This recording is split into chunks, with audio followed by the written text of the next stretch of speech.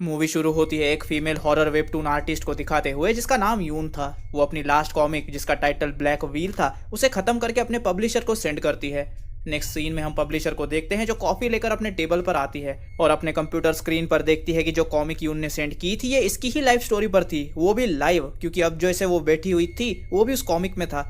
वो स्क्रॉल करती है और नेक्स्ट पेज उसे उसके एलिमेंट्री ग्रेजुएशन में ले जाता है जो 1987 में उसने किया था। एक लड़का उसे डेट पर चलने के लिए पूछता है, तभी उधर अचानक हल्ला मच जाता है और सब इधर उधर भागने लगते हैं। तभी उधर एक औरत आती है जिसका चेहरा एक ब्लैक व्हील से ढका हुआ था। अब जिसे ब्लैक व्हील के बारे में नहीं पता, गूगल कर लो। फिर हमें पता चलता है कि वो औरत इस पब्लिशर की माँ थी और उसके चेहरे का मांस सड़ा हुआ था, तो सभी बच्चे उसे मॉन्स्टर बुलाते थे जिस वजह से पब्लिशर शर्मिंदा होती है। घर जाने बाद पब्लिशर अपनी फैमिली फोटो में उसकी माँ का चेहरा खराब कर देती है और चाहती थी कि उसकी माँ मर जाए। ये सब देखकर उसकी माँ सुसाइड करती है जो पब्लिशर देखती है, लेकिन वो शैतान की बच्ची अपनी माँ को नहीं रोकती जिस वजह से उसकी माँ की मौत हो जाती है।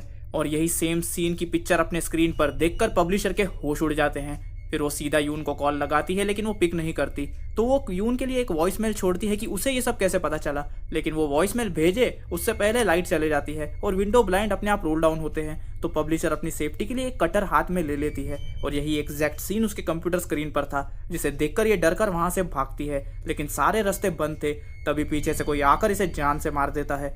अगले सीन में हम दो डिटेक्टिव्स को देखते हैं जो कि ऑफिस में पब्लिशर की मौत की इन्वेस्टिगेशन करने आए थे।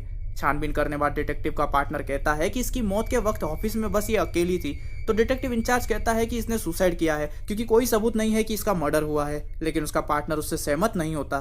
तभी डिटेक्टिव इंचार्ज को एक फीमेल डिटेक्टिव बुलाकर पब्लिशर का कंप्यूटर स्क्रीन बताती है जिसमें पब्लिशर की डेड बॉडी थी, वो भी सेम पोजीशन में। फिर नेक्स्ट सीन में हम यून को ड्राइविंग करते हुए देखते हैं। उसे एक लड़की दिखती है जिस वजह से वो कार रोकती है, लेकिन वो एक पल में ही गायब हो जाती है और अचानक कार के लेफ्ट विंडो पर आकर नॉक करके लिफ्ट मांगती है और यून उसे लिफ्ट दे भी देती है। रास्ते में यून उस लड़की की उम्र पूछती है तो वो 16 साल बताती है, लेकिन यून को उस पर भरोसा नहीं होता क्योंकि वो 10 साल की लग रही थी। तो लड़की बताती है कि उसकी मौत 6 साल पहले ही हो चुकी है, जिसे सुनकर यून डर जाती है और वो लड़की अब सीट से गायब हो गई थी। ये देखकर यून कार का ब्रेक लगाती है, तभी रेडियो अपने आप ऑन हो जाता है जिसमें कोई हेल्प मांग रहा था। तो यून कार से बाहर निकल जाती है। वो बाहर खड़ी ही थी कि तभी नीचे से कोई उसका हाथ पकड़ लेता है और उसकी इंडेक्स फिंगर पर एक कट लगता है। वो भागते हुए कार में जाती है और देखती है कि बाहर वही लड़की खड़ी है। फिर अगले सीन में हम यून को एक पार्किंग साइड में देखते हैं जिसमें वो बिल्कुल ठीक थी, लेकिन उसकी उंगली पे वो कट था।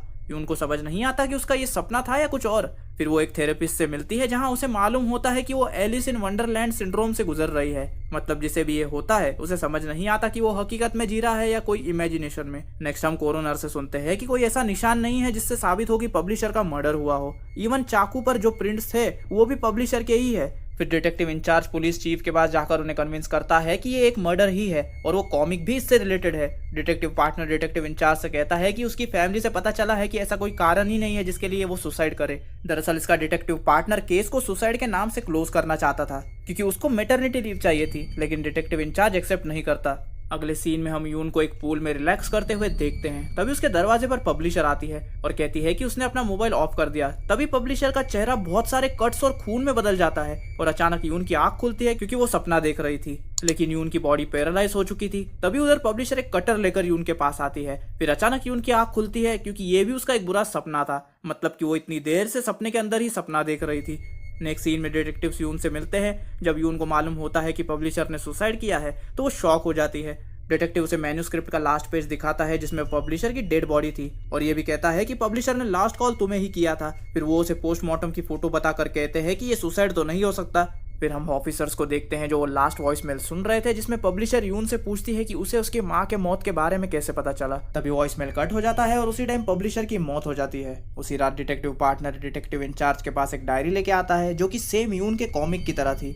उसके बाद हम एक मॉर्टिशियन और उसके असिस्टेंट को एक कार में देखते हैं। तभी उनको कॉल आता है कि एक आदमी की मौत इलेक्ट्रिक्यूशन की वजह से हुई है।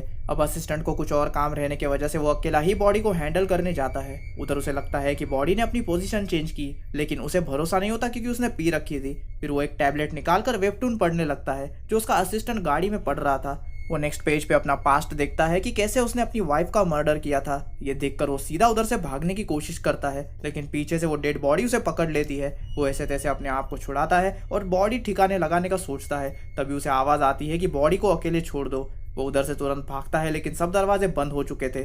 फिर डेड बॉडीज के स्टोरेज से खून निकलने लगता है।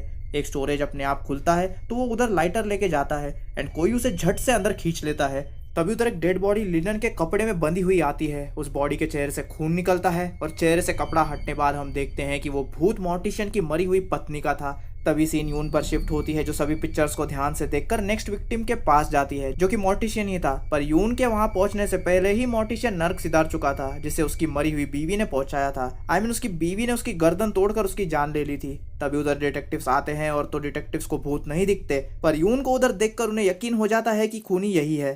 फिर वो दोनों यून को अरेस्ट कर लेते हैं। तो यून बताती है कि वो कॉमिक सिर्फ उसकी फैंटेसी है, लेकिन डिटेक्टिव इंचार्ज को लगता है कि ये सिर्फ इसकी झूठी कहानी है क्योंकि सारे सबूत इसके खिलाफ थे।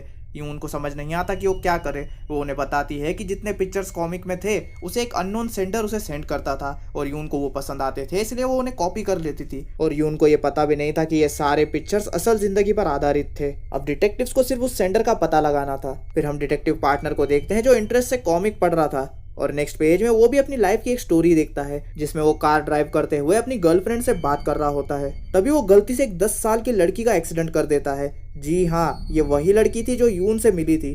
अब प्रेजेंट सीन में उस सेंडर का लोकेशन पता चल जाता है और वहां जाने पर लोग उन्हें वार्न करते हैं कि ये बिल्डिंग भूतिया है और जिसे वो ढूंढ रहे हैं उसका नाम साइकिक गर्ल है और वो पोजेस्ड है क्योंकि वो भूतों से बात कर सकती है और वो जो तस्वीर बनाती है सब कुछ सच ही होता है।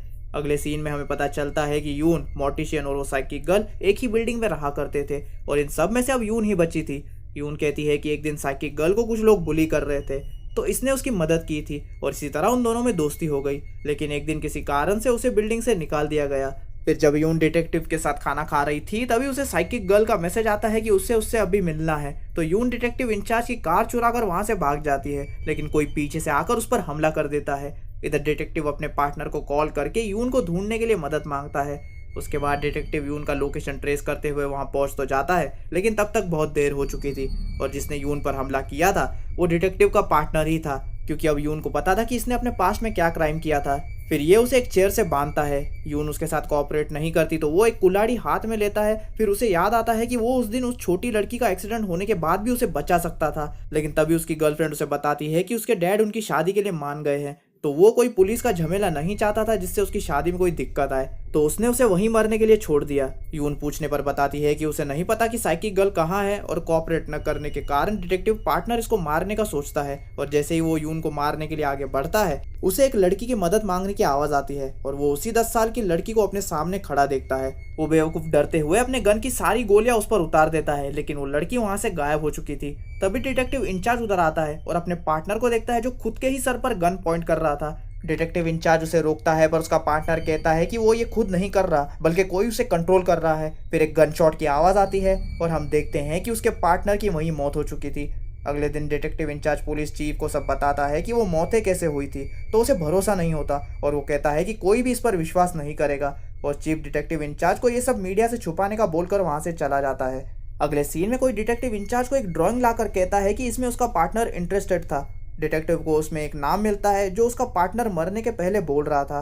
तभी उसे याद आता है कि डिटेक्टिव पार्टनर ने उसे दूसरे कॉमिक्स देखने के लिए कहा था ताकि सिमिलर केसेस मिल सके, लेकिन इसने तब ज्यादा ध्यान नहीं दिया। इसके बाद हम देखते हैं कि यून को एक न्यू मेल मिलता है जिसमें यून का पास्ट था कि कैसे वो साइकिक गर्ल से मिली थी और हमें कॉमिक से ये भी पता चलता है कि वो मॉर्टिशियन साइकिक गर्ल का ही बाप था जो रोज उसे मारता था। तो साइकिक गर्ल मॉर्ग में जाके छिप जाती थी और इसी तरह उसकी भूतों से जान पहचान हुई और उसने उनसे बात करना शुरू किया।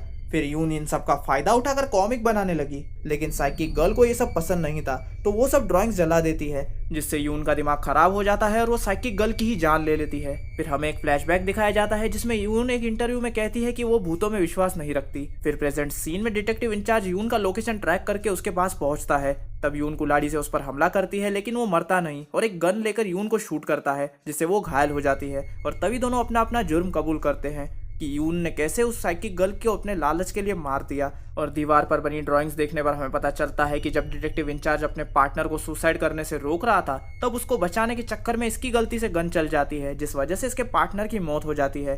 पर अपना करियर बचाने के लिए ये झूठ बोलता है और अब ये यून को मारने वाला था क्योंकि अब वो उसका सच जान चुकी थी। तभी उधर उसके पार्टनर का भूत अपना बदला लेने आता है और वो उसकी ही गन उस पर पॉइंट करता है और यून वहां से चली जाती है। एंड इसी के साथ मूवी यहीं खत्म हो जाती है। अब बात करते हैं इस मूवी के थ्योरी के बारे में। अब बाय चांस अगर आप सोच रहे होंगे कि जब साइकिक गर्ल ने अपनी सारी ड्राइंग्स को जला दिया और जिसके बाद यून ने साइकिक गर्ल को बहुत पहले ही मार दिया था, तो वो उसकी ड्राइंग्स को कैसे यूज़ कर रही थी। तो अगर आपने एक्सप्लेनेशन ध्यान से सुना होगा तो यून डिटेक्टिव इंचार्ज को बताती है कि वो ये ड्राइंग्स खुद नहीं बनाती, बल्कि उसे कोई अननोन सेंडर ये फोटोज भेजता है और वो किसी मतलब इंसान की तरह इसे यूज कर लेती थी। तो वो अननोन सेंडर कोई और नहीं बल्कि साइकिक गर्ल का भूत था। एंड यून से बदला लेने और उसे सबक सिखाने का उसका ये अपना तरीका था, क्योंकि उसे पता था कि अगर यून किसी मतलबी इंसान की तरह उसकी ड्राइंग्स को यूज करती रही तो वो अपने आप बहुत ही बुरी फंसेगी। और एंड में वही हुआ। एंड इसी के साथ ये था मेरा वेबटून किलर का complete explanation with theories and details. और अगर वीडियो पसंद आया हो तो प्लीज़ वीडियो को लाइक करना मत भूलना। आपको एक्सप्लेनेशन कैसा लगा मुझे कमेंट सेक्शन में बताओ। इस वीडियो को अपने दोस्तों के साथ शेयर करो और अगर चैनल पर नए हो तो चैनल को सब्सक्राइब करके बेल नोटिफिकेशन ऑन कर लो, क्योंकि अगर आप मेरा पुराना चैनल देखकर यहाँ पर आए हो तो मेरी सारी नई वीडियोस इसी चैनल पर आएगी, पुराने चैनल पर नहीं। एंड अगर आपको जानना है कि मेरे आने वाली वीडियोस किस मूवी पर होने वाली है या आपको मीम्स देखना पसंद है तो मुझे इंस्टाग्राम पे फॉलो करो। एंड अगर आपको मेरी प्रीवियस मूवीज़ के लिंक्स चाहिए तो मेरे टेलीग्राम चैनल को सब्सक्राइब करो। दोनों का लिंक आपको डिस्क्रिप्शन में मिल जाएगा। अब इसी के साथ मिलता हूँ मैं आपसे अगली वीडियो में, और तब तक के लिए गुड बाय।